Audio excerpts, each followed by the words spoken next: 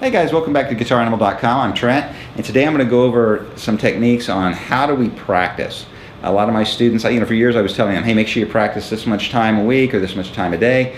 And it kind of struck me, maybe they don't know how to practice or get the most out of the practice. So I'm going to go over some of the techniques I've used over the years, and I hope these will be helpful to you. These are things that, obviously we need to rehearse many hours to get good at this, become good at the guitar. So you want to make sure that you log in hours every day. It's critical that we pick our guitar up each day. Skipping days is very bad, and I'll go into why that is in a few minutes here. First thing I would recommend is that you really have a good guitar teacher, either online, or if you can do one in person, that would be even better. They're a real motivator. One, you're driving to the lessons. Two, you're paying for the lessons. And three, you're going to be seeing somebody who expects you to have accomplished something over the week. So you will be less apt to skip practices when you have a guitar teacher. Also, each person has problems with different aspects of playing the guitar. And I find that it's really nice for the student to be able to ask specific questions. I'm having problems with this. Or I can watch the student play, and I can see the things that they're doing, observe the problems they might be having, and address those. So having a good guitar teacher that you see each week is a real plus in learning how to play the guitar. I know everyone can't do that, but if it is available to you, I would do that. The other thing is having a decent practice schedule. You really need to pick up your guitar every day. We're trying to build muscle memory here, so every day that you skip sets you back anywhere 24 to 48 hours on your muscle memory. You'll actually start to get some what I call muscle memory fade, and that's where your hands aren't doing things automatically anymore. You're having to think about it a little more to work yourself back up to that. So let's say that we played Monday, I didn't play again until Wednesday afternoon.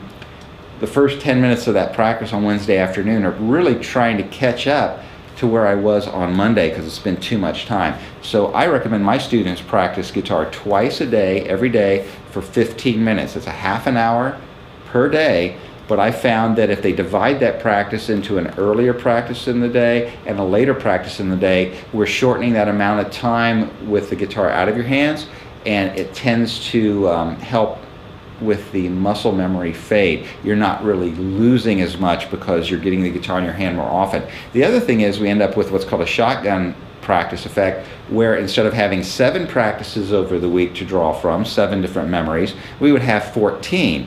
So that's a benefit as well. This is also a great study technique. So anytime you want to study any of the music theory or anything like that, small bursts of practice, but many times over the week, I think you'll end up getting more out of it than just longer powerhouse type practices.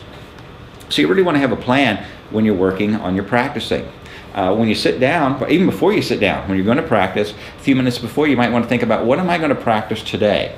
I would like you to limit that to 2 or 3 things. You don't want to say, well, I'm going to practice everything today. That's probably not your best practice because you're dividing your attention among too many different things. But if you pick out 2 or 3 different things you're going to work on, say maybe today I'm going to work on my whole step bends, and maybe I'm going to work on the first part of whatever song I'm working on. That would be a good practice plan for the day. So do try to do that. Have a plan before you pick up your guitar. You really want to proofread the score before you try to play it. So when you're looking at your tablature in front of you, before you try to just put it on the guitar and execute it, let's look at what strings are involved in the piece we're playing. Let's look at what frets are involved, maybe what fingerings I'm going to use, what chords I'm going to use, what positions. Am I going to be playing down here low, or do I have to move positions on the guitar? So you want to consider all that and bring that into your mind before you try to execute it on the guitar. Maybe 2 or 3 minutes, just proofread the score. I think it'll help you with your flow. You'll get into the practice a little bit easier, the transition will be easier, and I think that you'll get more out of your practice. So proofread that score.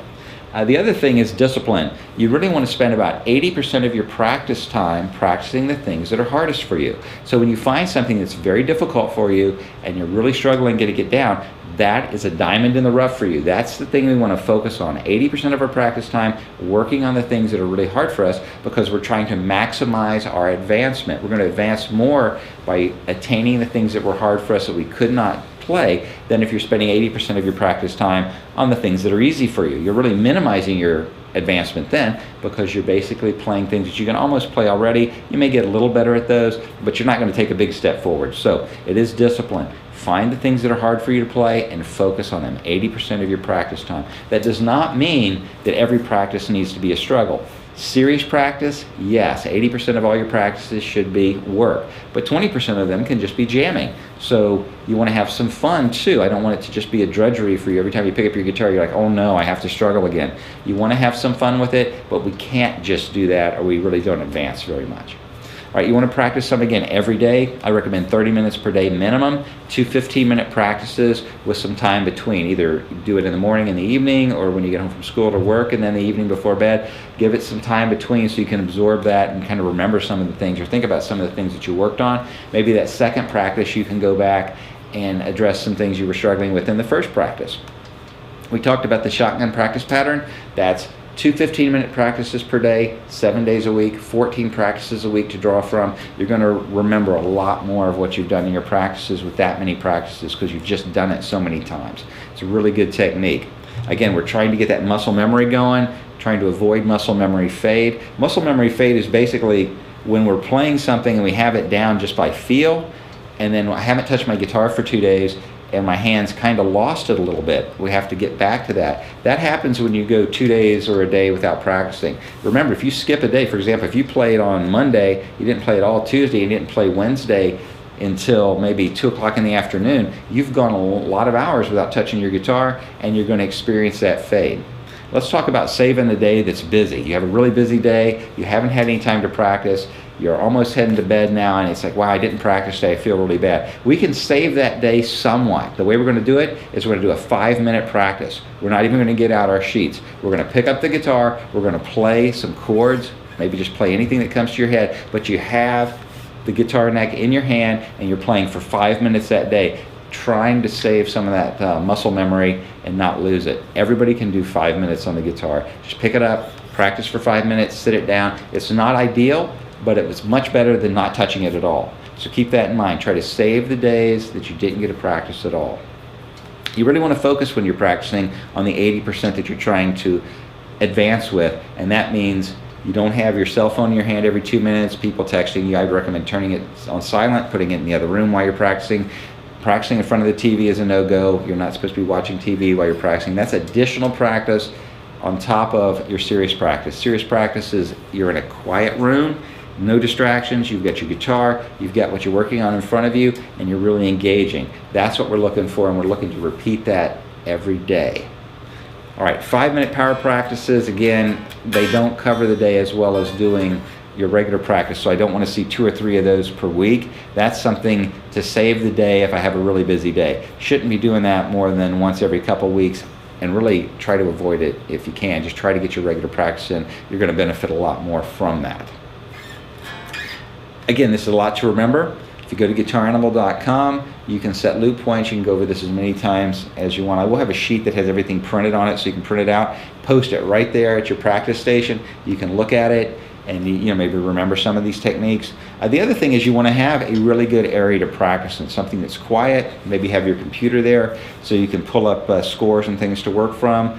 Maybe printed music as well. You want to have your guitar there and your amplifier. If you're in a situation where you can leave your guitar sitting out on a stand, no dogs or kids will bother it, that's great because you can sit down and start practicing immediately. You have no setup time.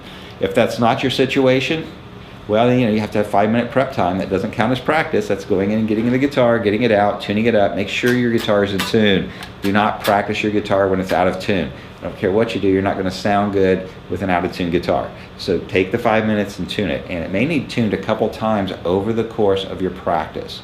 All right? Recording your practice, this is a great technique.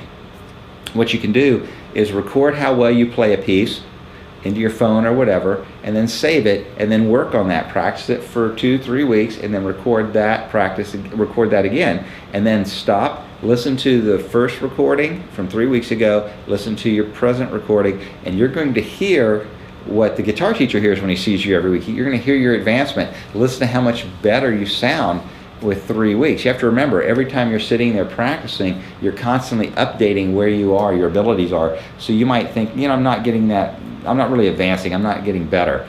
But when you do these kind of comparative recordings over several weeks, you will actually hear, wow, I've gotten a lot better at that. Look at how much better that sounds. All right, or I guess listen to how much better that sounds. Don't look at how much better that sounds. All right, playing the guitar is a lot of fun, takes a lot of practice. I have practiced thousands of hours. and it looks effortless when I play. It does take practice to do this.